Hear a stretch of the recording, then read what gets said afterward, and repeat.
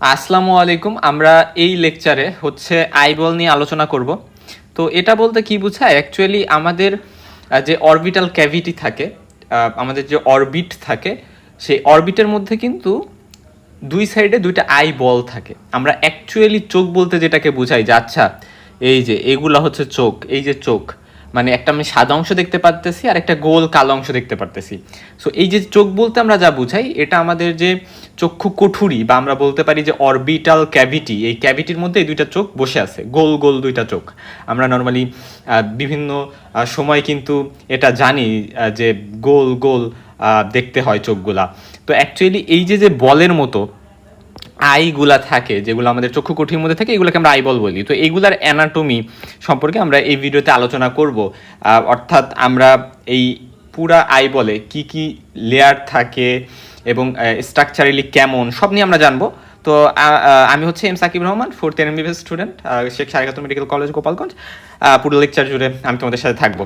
So এখন আসা যাক যে দেখো, আই দিয়ে আমরা তো দেখি সবাই। সো এটা অর্গান অফ সাইট, দেখার অর্গান, এবং এটা অরবিটাল ক্যাভিটির মধ্যে থাকে। এটাকে সাপ্লাই দেয় যেহেতু এটা আই, তো এটার জন্য যে নার্ভটা কাজ করে সেটাকে আমরা বলি অপটিক নার্ভ। এটা হচ্ছে সেকেন্ড ক্রেনিয়াল নার্ভ। আমরা জানি টোটাল 12 জোড়া ক্রেনিয়াল নার্ভ থাকে, ঠিক আছে? তো অপটিক নার্ভ যেটা, এটাও দুই সাইডে, দুই আইয়ের জন্য দুইটা অপটিক নার্ভ থাকবে, পরবর্তীতে সেগুলো অপটিক ট্রাক্ট গঠন করে। যাই হোক, সো সেকেন্ড ক্রেনিয়াল নার্ভ। এখন নর্মালি এটা স্ফেরিক্যাল শেপের হয় এবং 2.5 সেন্টিমিটার ইন ডায়ামিটার হয়। পার্সেন্ট টু পার্সেন্ট ভ্যারি করতে পারে, বাট নর্মালি এটা এরকম হয়। এবং এই আই এবং অরবিটাল ক্যাভিটি, দেখো এখানে আই আছে, অরবিটাল ক্যাভিটি আছে, কিন্তু এই আইটা যে এটার মধ্যে লজ হয়ে আছে, এই জন্য কিন্তু বেশ কিছু জিনিস দায়ী। যেমন এখানে অ্যাডিপোস টিস্যু ফ্যাটের মাধ্যমে কিন্তু এরা অ্যাটাচ থাকে সুন্দর করে। এবং অরবিট এবং এই ফ্যাট, এগুলো কিন্তু আইকে ইনজুরি থেকে প্রোটেক্ট করে, ইনজুরি থেকে এটাকে সেভ করে। আচ্ছা যাই হোক, এখন আসো যে আমাদের যে আই বলের কথা আমরা বললাম, তো আই বলটা দেখতে কেমন, এই যে এরকম। হ্যাঁ, এখানে আমি ছবিটা দিয়ে দিলাম, এই আই বলটা দেখতে এরকম। তো এটাতে হচ্ছে 3টা লেয়ার থাকে, এই জিনিসটা তোমার একটু জানা লাগবে। হ্যাঁ, এই 3টা লেয়ার সম্পর্কে তোমার ধারণা মাস্ট থাকতে হবে, এবং তোমার জানতে হবে যে প্রত্যেকটা লেয়ারের আলাদা আলাদা নাম আছে। যেমন একটু লক্ষ্য করো, এই যে একেবারে বাইরের যে লেয়ারটা, এই বাইরের লেয়ারটাকে আমরা বলি ফাইব্রাস লেয়ার। কি বলি? ফাইব্রাস লেয়ার বা প্রোটেক্টিভ লেয়ার এটা। হ্যাঁ, তো এটার কি কি দ্বারা গঠিত? আনসার হচ্ছে এটা গঠিত স্ক্লেরা এবং কর্নিয়া দ্বারা। আর মিডল যে লেয়ারটা, এটাকে বলা হয় ভাস্কুলার লেয়ার, বা এটার আরেকটা নাম আছে যে ইউভিয়াল ট্রাক্ট, খুবই ইম্পর্টেন্ট। হ্যাঁ, এবং এটা ফরমেশনে সহযোগিতা করে করোয়েড, সিলারি বডি, আইরিস, এই 3টা জিনিস। এখন ইনার যে লেয়ারটা, সেটার আরেক নাম হচ্ছে নার্ভাস লেয়ার, এবং এটা ফরমেশন করে শুধু রেটিনা। এখন আমরা এগুলা নিয়ে জানবো। হ্যাঁ, এগুলা নিয়ে আমরা আলোচনা করব। আচ্ছা, এই ছবিটাতে আসতেছি। তার আগে আমি একটা রাফ ছবি আঁকি। হ্যাঁ, একটা রাফ ছবি আঁকি তোমাদের বোঝার সুবিধার্থে। এই যে ধরো, মানে এই যে সামনে আমি যেইটুকু আঁকলাম, এর নাম আমি দিলাম হচ্ছে কর্নিয়া। হ্যাঁ, আর পেছনে এই যে যেটুকু স্ট্রাকচার, মানে একটা তো স্ফিয়ার বা একটা গোলাকৃতির একটা কিছু আমাদের ফরমেশন করতে হবে।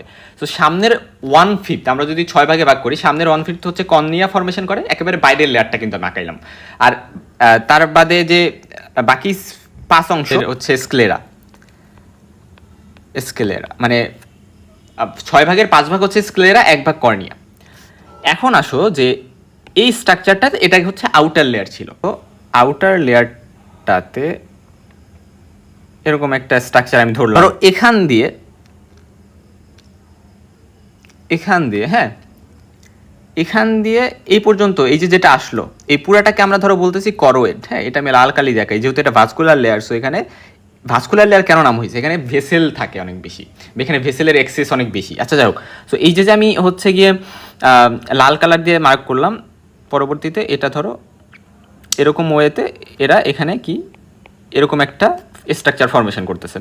ঠিক একইভাবে সিমিলার ওয়েতে, কিন্তু সিমিলার ফ্যাশনে এদিকেও সেম হবে, যে এদিক থেকে এসে এরকম একটা স্ট্রাকচার কিন্তু এখানে ফরমেশন হচ্ছে। সো দেখো, ভালো করে লক্ষ্য করো যে এই যে অংশটা, এই যে লাল অংশটা, এই লাল অংশটাকে আমরা বলতেছি করোয়েড। আর এই যে অংশটা দেখতেছো, এই অংশটাকে আমরা কি বলি, সিলিয়ারি বডি। তো এটা কিন্তু সিলিয়ারি বডি অ্যাকচুয়ালি, হ্যাঁ। তো এই বডির মধ্যে আবার বিভিন্ন কিছু আছে, যেমন এটার মধ্যে সিলিয়ারি মাসেল আছে, সিলিয়ারি রিং আছে, সিলিয়ারি প্রসেস আছে, এগুলো মিলে সিলিয়ারি বডি ফর্মেশন করে। তো এটাকে আমি বলতেছি সিলিয়ারি বডি, আর এটাকে বলতেছি, এই পুরা জিনিসটাকে এই পর্যন্ত আমি বলতেছি করোয়েড, ঠিক আছে। এই যে এই কালার দিয়ে যে লেয়ারটা দেখাইছে, মানে কিছুটা আকাশি কালারের, এই কালার দিয়ে এই পর্যন্ত আমাদের এটা হলো গিয়া, এই যে এখানে এই অংশটা হচ্ছে সিলিয়ারি বডি, এই অংশটা সিলিয়ারি বডি, এই অংশটা হচ্ছে পুরাটা হলুদ কালার দিয়ে আমি যে অংশটুকু দেখালাম, এই অংশটা পুরাটা হচ্ছে করোয়েড। এর পরে সামনের দিকে, মানে সিলিয়ারি বডি থেকে সামনের দিকে এখানে আরেকটা স্ট্রাকচার ফর্মেশন হয়েছে, দুই সাইডেই টিয়া কালার দিয়ে দেখানো হয়েছে, এটাকে আমরা বলতেছি হচ্ছে আইরিশ। সো দেখো খুবই ইম্পর্টেন্ট যে অ্যাকচুয়ালি আমাদের যে ভাস্কুলার লেয়ার আছে, এই ভাস্কুলার লেয়ার তিনটা পার্ট আমরা একটু এখানে ভালো করে দেখতে পারতেছি কিনা। তিনটা পার্ট কী কী দাঁড়াইলো, একটা হচ্ছে এই যে আমাদের এখান দিয়ে এই পর্যন্ত যেটা আসলো সেটা হচ্ছে করোয়েড, করোয়েডের পরে এখানে এরকম একটু ফর্মেশন করলো, এটাকে আমরা বলতেছি সিলিয়ারি বডি। সিলিয়ারি বডির পরে এরা আরও সামনে এখান দিয়ে একটু প্রজেকশন তৈরি করলো, এটাকে আমরা বলতেছি আইরিশ, ঠিক আছে। সো এইভাবে কিন্তু আমরা স্ট্রাকচারগুলো চিনলাম। আর এই যে ভিতরে এই যে লেয়ারটা যেটাকে লাল কালার দিয়ে দেখানো হয়েছে, এই লেয়ারটা হচ্ছে একেবারে ভিতরের লেয়ারটা, এটা হচ্ছে রেটিনা, ঠিক আছে, রেটিনা।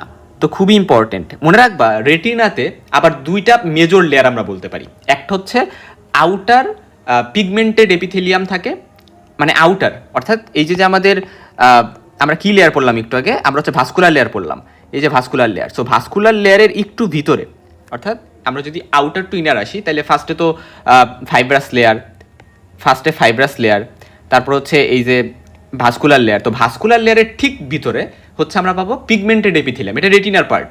এই পিগমেন্টেড এপিথেলিয়ামটা কিন্তু অ্যাকচুয়ালি আমাদের রেটিনার মেইন ফাংশন করতে কাজ করে না। এরা হলো আলোর যে মানে যেই আলোগুলার দরকার নাই, ওই আলোগুলাকে রেসিস্ট করতে এটা কাজ করে। আর তা বাদে তার ভিতরে যেটা থাকে সেটা হচ্ছে মেইনলি রডস অ্যান্ড কোনস, যেটাকে আমরা ফটো রিসেপ্টর বলি। সো রডস অ্যান্ড কোনস এইরকম বিভিন্ন সেল থাকে বা ফটো রিসেপ্টরস থাকে, যেগুলো মেইনলি আমাদের যে রেটিনা এটার কাজ কিন্তু করে। সো তাহলে কী দাঁড়াইলো, রেটিনাতে আমি যদি বলি রেটিনার আউটারে হচ্ছে গিয়ে ধরো, সো আমি বললাম যে আচ্ছা এটার পরে হচ্ছে রেটিনা, তাহলে রেটিনার আউটারে এখান দিয়ে অন্য কালার দিয়ে দেখাই, ধরো রেটিনা, এটা রেটিনার ফার্স্ট আউটার লেয়ার, যেটা হচ্ছে আমরা বলি এটা হচ্ছে একটা এপিথেলিয়াল লেয়ার, এই জায়গায় পিগমেন্টেড এপিথেলিয়াম থাকে, ঠিক আছে। সো এটা হচ্ছে একটা সেল, পিগমেন্টেড এপিথেলিয়াল সেল। এরপরে হচ্ছে অ্যাকচুয়ালি রেটিনার এর ভিতরে থাকে হচ্ছে রডস অ্যান্ড কোন সেল, এবং সেই রডস অ্যান্ড কোন সেলসগুলা ধরো এখানে রডস অ্যান্ড কোন সেলস এখানে আছে, সো এখানে রডস অ্যান্ড কোন সেলস আছে। সো তাহলে রডস অ্যান্ড কোন সেলস থাকতেছে, কিন্তু রেটিনাতে আমরা যখন পড়বো আমরা দেখবো রেটিনার 10টা লেয়ার আছে। আমাদের এই এপিথেলিয়াল একটা সেল লেয়ার, এরপরে বাকি 9টা লেয়ার অ্যাকচুয়ালি এই যে আমাদের রডস অ্যান্ড কোনস সেলের কথা বললাম, এদের স্ট্রাকচারের কমপ্লেক্সিটির কারণে বাকি 9টা সেল লেয়ার কিন্তু চলে আসে, ঠিক আছে। সো তখন আমরা যখন আমরা রেটিনা পড়বো তখন এগুলো নিয়ে আমরা জানবো। আমরা জানলাম যে একেবারে ভিতরের লেয়ারটাকে আমরা রেটিনা বলতেছি, ঠিক আছে। এতটুকু আমরা জানলে মোটামুটি বেসিক ধারণা পেয়ে গেছি। এখন আরও কিছু জিনিস এখানে আমাদের জেনে নিতে হবে, সেটা কি, এখানে একটা লেন্স থাকে। তো তার আগে বলি যে এই যে দেখতেছো আইরিশ, এই যে সো এই আইরিশগুলো কিন্তু আমাদের colouring part of the I, অর্থাৎ দেখো আমার চোখে এই যে কালো গোল একটা দেখতেছো না, মানে সাদার মাঝে এই যে সাদা দেখতেছো, তার মাঝে কালো গোল একটা দেখতেছো, রাইট। অ্যাকচুয়ালি এই যে সাদা দেখতেছো, এই সাদাটা কি, এটার আনসার দাও তো। যে সাদা যে দেখতেছো, এই সাদা জিনিসটা কি আসলে, বলো সবাই বলো। এই সাদা জিনিসগুলো কিন্তু স্ক্লেরা, ঠিক আছে। আর এই কালো যে জিনিসটা দেখতেছো, এই কালো জিনিসটার উপরেই আছে হচ্ছে কর্নিয়া, এবং এই কর্নিয়া কিন্তু অনেক জায়গায় শোনো না যে কর্নিয়া ট্রান্সপ্লান্ট করে। কেন কর্নিয়া ট্রান্সপ্লান্ট করা যায়? কারণ কর্নিয়া হচ্ছে অ্যাভাসকুলার, এটার কোনো ভেসেল বা ব্লাড সাপ্লাই থাকে না। যেহেতু এটা ব্লাড সাপ্লাই থাকে না তাই অ্যাভাসকুলার, এবং এটা খুবই ছোট একটা পার্ট, এই যে আমাদের কালো অংশের সামনে আছে, আমরা দেখতে পারতেছি না। তো এটা একটা অ্যাভাসকুলার জিনিস। আর বাকি যে সাদা অংশ দেখতেছো এগুলো কি, এগুলো হচ্ছে স্ক্লেরা। আচ্ছা এখন আসো যে এই যে কালো অংশটা তুমি দেখতেছো, এই কালো অংশটা এর মানে মেইনলি এই কালো অংশটাকে আমরা ব্রডলি বলতে পারি আইরিশ, ঠিক আছে, আইরিশ। এটাই কিন্তু এই যে এই আইরিশটা, এই জিনিসগুলি আমরা কালো দেখতে পারি। এখন সবার ক্ষেত্রে কিন্তু এটা মানে এরকম না, কালো টাইপের বা ডার্ক ব্রাউন টাইপের না। অনেকের ক্ষেত্রে এটা দেখা যায় যে এটা কিন্তু অনেক বিভিন্ন কালারের হইতে পারে, যেমন বিদেশিদের ক্ষেত্রে অনেক সময় দেখা যায়। সো এই যে বিভিন্ন কালারের গ্রে, ব্লু বা বিভিন্ন কালারের এটা হয়ে থাকে, কেন হয়ে থাকে? মেলানিন এর উপস্থিতির কারণে, ঠিক আছে? লাইট অ্যাবজর্পশনের ক্যাপাসিটি, বিভিন্ন কারণে হচ্ছে গিয়ে মেলানিন, স্পেশালি মেলানিনের কারণে হচ্ছে এটার কালার বিভিন্ন মানুষের বিভিন্ন হইতে পারে, আইরিশের কালার। সো এটা হচ্ছে কালারিং পার্ট। এবং দুইটা আইরিশের মাঝে দেখো এখানে একটা গ্যাপ আছে, সো এই গ্যাপের জায়গাটাকে আমরা বলতেছি পিউপিল। তাহলে একটা জিনিস কিন্তু তুমি বুঝে গেছো যে আমাদের এই যে আইরিশ, এই আইরিশে এমন কিছু মাসেল থাকে যেটাকে আমরা বলতেছি কনস্ট্রিক্টর পিউপিলি এবং ডাইলেটর পিউপিলি। এরকম দুইটা মাসেল কিন্তু আমাদের আইরিশে থাকে, এবং যেই মাসেল যদি কনস্ট্রিক্ট করে তাহলে সেগুলো কিন্তু পিপিলের কনস্ট্রিকশন করতে সহযোগিতা করবে, অর্থাৎ মাসেলগুলো কী হবে, মানে আইরিশগুলো আরও কাছাকাছি চলে আসবে। ফলে আরও কাছাকাছি চলে আসলে মাঝে জায়গা খুবই ছোট হয়ে যাইতেছে, ছোট একটা জায়গা থাকতেছে, ফলে তখন আমরা বলি পিউপিল কনস্ট্রিক্টেড হয়ে গেছে। আর যখন ডাইলেটেশন হয়, রিল্যাক্সেশন হয় এই মাসেলগুলার, অর্থাৎ মানে ডাইলেটর পিউপিলি যেটা, সেই মাসেলও আইরিসে থাকে, ফলে এইগুলো কী করবে, আরও বেশি স্পেস, মানে এখানের স্পেসটা আরও বেড়ে যাবে, ফলে পিউপিলের যে মানে সাইজ সেটা অনেক বেশি বড় ডাইলেটেড হয়ে যাবে। সো সেটাকে আমরা বলি পিউপিলের ডাইলেটেশন। সো এটা নির্ভর করতেছে কিন্তু আইরিশের উপরে, আইরিশের যে মাসেল আছে ওই মাসেলের ফাংশনের উপরে, এগুলো আমরা পড়বো। আর দেখো ঠিক পিউপিলের পেছনের দিকে এখানে কিন্তু একটা কি থাকতেছে, একটা লেন্স থাকতেছে, খুব ইম্পর্টেন্ট এই লেন্সটা, এবং লেন্সের কাছে সেগুলো আমরা ফিজিক্সে পড়ে আসছি, একটা লেন্স থাকতেছে, এবং এই লেন্সটার মাধ্যমে কিন্তু এটার ফাংশন এরা মেনটেন করবে।